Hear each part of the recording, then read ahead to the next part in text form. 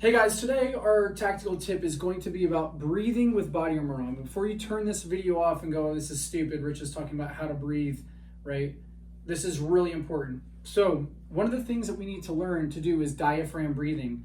And why diaphragm breathing is important is because when I put my body armor on, for me, when I get winded, you ever see people who are winded and they just ran a sprint or something, or they just did their workout, and you see them and they're going,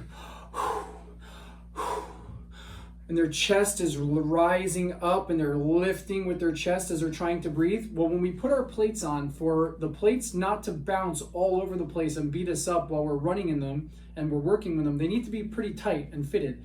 So if I were to jump, I don't want my plates bouncing all over the place. Well, what happens is not only are they tight from the front to the back, but now we have the weight that's pushing down on our traps and our collarbones. So normal people, when they're breathing in, we'll call it incorrect breathing, right? When you're out of breath and you're hyperventilating or whatever, when you're raising that chest, what's going to happen is you're going to get extra fatigued with your body armor on, because as you lift your ribs, as you lift your collarbone, you're going to be lifting the weight of your plates.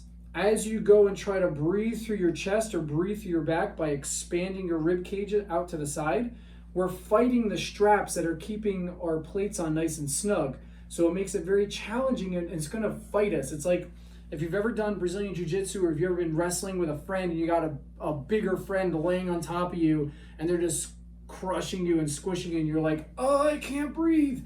That's what it starts to feel like when you get winded with your plates on.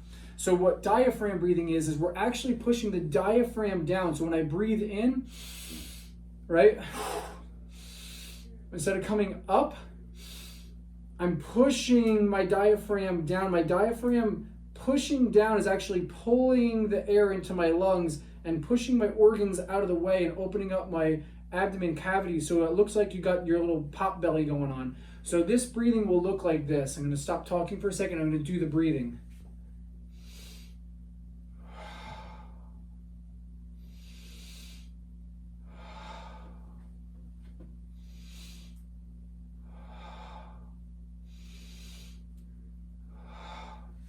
And I know this sounds like it's super common sense, but I can tell you right now, from watching people do this on the range, in the gym, on the obstacle course, one of the biggest things that gets us fatigued with our plates on is we're not doing the correct breathing. So this is the only place that my plates are not restricting me. So when I do this breathing again, just one more time, the diaphragm breathing is I'm going to open up the stomach cavity. I'm going to breathe in through my stomach, so that way I don't have the restriction of my equipment getting me winded and getting me out of breath, and it's going to allow me to have more energy and to be more effective when I come into my shooting or anything like that, because I'll be more steady and I'll have a better breathing rhythm. So give that a shot, and you can practice this in the gym, you can practice it on the range, right? Diaphragm breathing.